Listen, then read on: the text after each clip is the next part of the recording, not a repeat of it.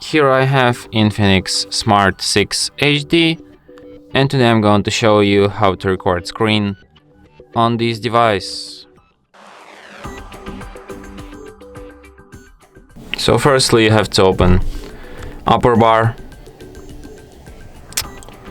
Just please let me use it. Here you have to find the button screen recorder, hold your finger on it. Here you can change some first settings. For example, you can select sound, like you can record silent screen recording or voiced screen recording. And you can also change picture quality and enable record screen click position. So to start recording, just tap on this button once.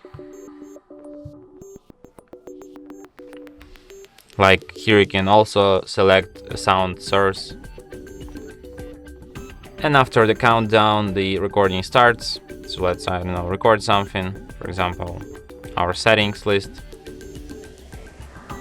So yeah, so interesting settings. Here you can see this, like how it was called, touch positions or something like that. This circle that follows my finger. So to stop recording, tap on this button once again, and after that recording will be saved to the gallery, to the screen record folder, and here it is. And from here you can like share, edit or delete your recording.